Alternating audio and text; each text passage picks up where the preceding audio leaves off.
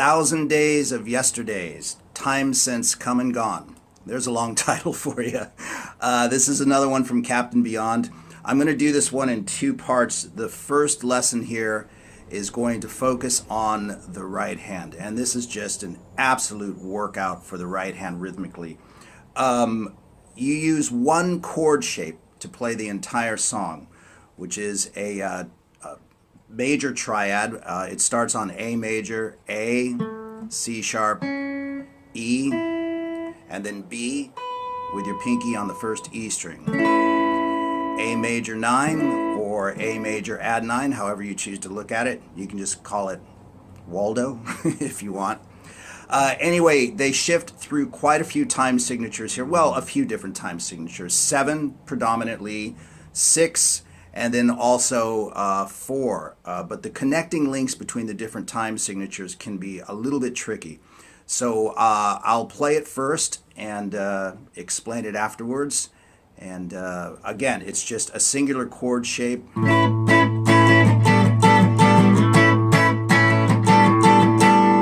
That's moved up and down and all around the fretboard, okay? So what I'll do is I'm going to lay it down with sort of a light percussion track working as a metronome, because I think it really helps you to hear the syncopations in the rhythm guitar part and just what Rhino actually played on this. He used an acoustic guitar doubled with a slightly dirty electric guitar, but it is the acoustic that you hear predominantly. But I'm just going to go ahead and do it on the electric here for simplicity. And so here we go. So I will assume that if you've logged on to this lesson that you're into Captain Beyond or pretty familiar with them. And I'm just going to run through the different sections of the song in the order that they appear in the song. Some sections are played on the actual recording a little bit longer, some a little bit shorter, but you can refer to the original recording for that. So I just want to get to the parts and not make the lesson unduly long. So here we go.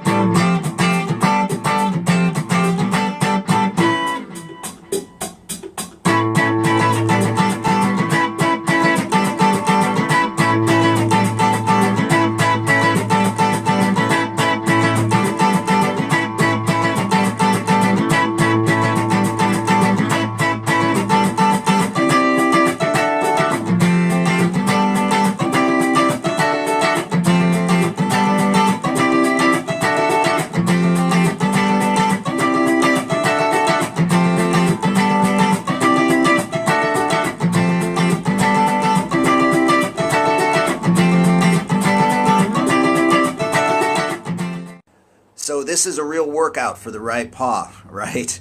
It is just consistently smacking away on a 16th note feel with the various time signatures thrown in between. And as I mentioned earlier, it's just a basic triad. You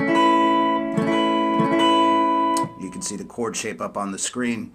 And Rhino just moves it up and down the fretboard, playing in and out of these great drum groups that Bobby Caldwell has set up. So the first time signature is in 7.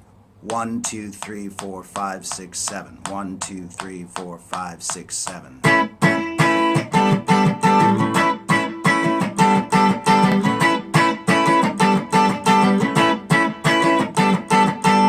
And what you're trying to do in your left hand is you're playing the syncopated rhythm.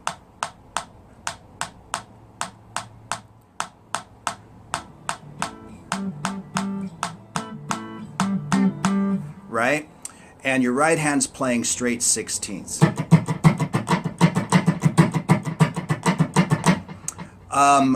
If you were to break it down so that you know exactly what the right hand's playing in rhythm with the left hand, it would be down, down, down, and then up, up, up.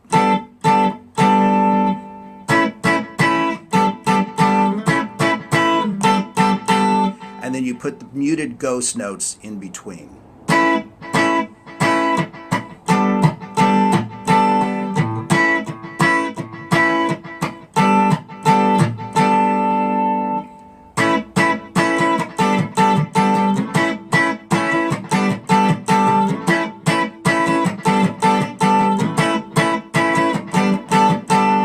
And depending on how you choose to count it, 7/4, 7/8, you can look at the right hand as playing 16th or 8th notes. The most important thing is the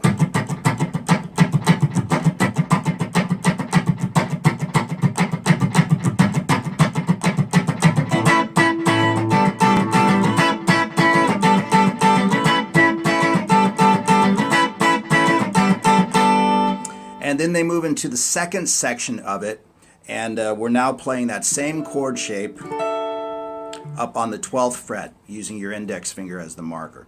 So we're moving from the 12th fret to the 10th fret, and we are playing this.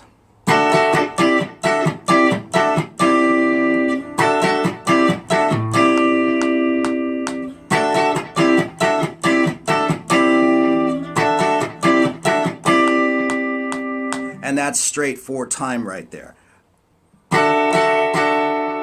Down, up, down, just alternate picking. And then we move a whole step down, and that's an upstroke. Down, up, down, up.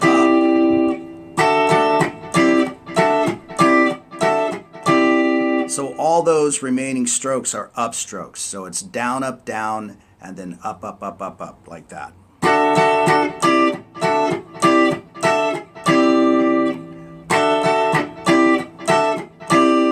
And it's really important to play the syncopation in the right hand properly. Everything that's happening on the downbeat is where your hand wants to be. All of the stuff that's happening in between, you want to be on an upstroke. Okay?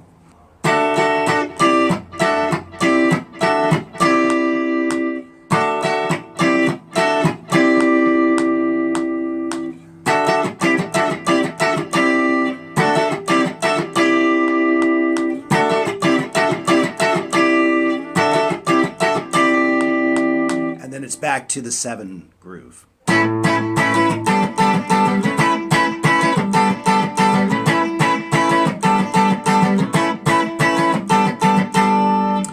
Then of course you once again return to the... But coming out of this, they move into a cycle of 10, meaning the full chord sequence is 10 beats. But you can break that down into smaller chunks if you want, which I'll explain when we get there. But coming out of this part the second time around, we move into the third section.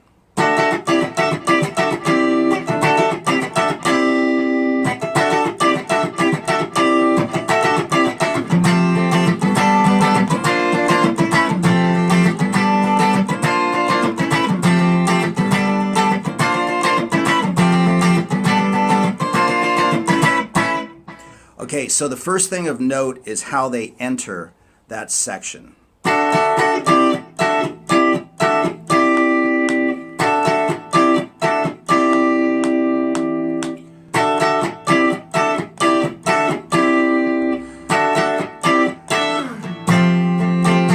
That's real important. They come off of the chord at the 12th fret right into it. So what I'm doing on this section is I'm way down at the 1st fret now. Same chord shape again for the whole song, but I'm at the 1st fret.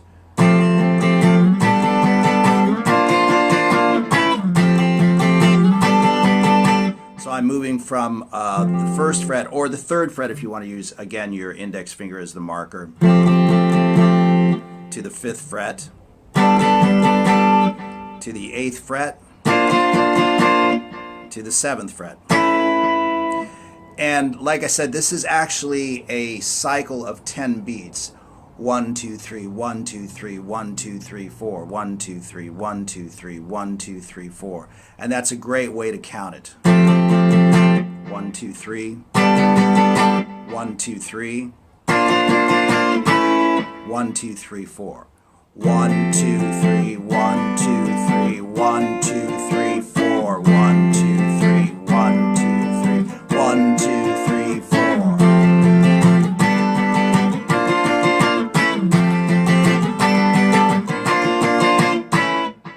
And I'm just doing straight alternate picking on that and then grabbing that extra beat, the 4th beat at the end of the chord cycle with a downstroke.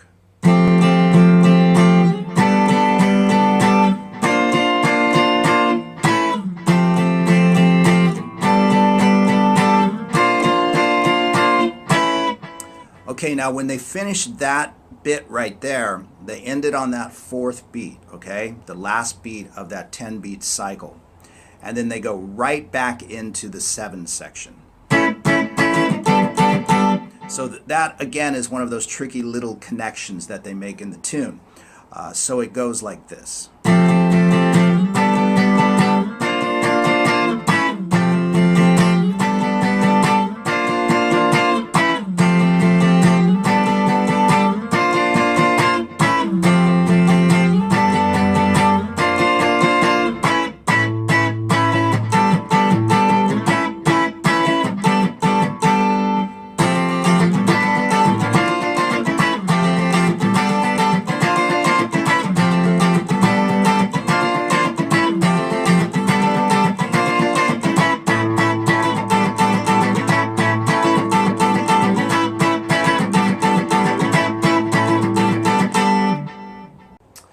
Okay, and then the last rhythm pattern, chord progression and rhythm pattern that they play is sort of the outro of the song, and they go into that coming off of the...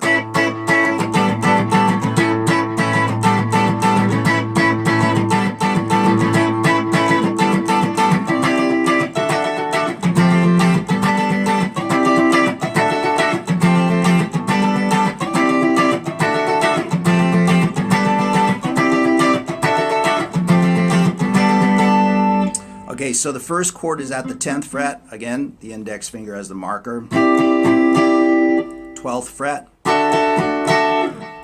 all the way down, 3rd fret, index finger, and 5th fret. Those 4 chords, and it's down, up, down, up.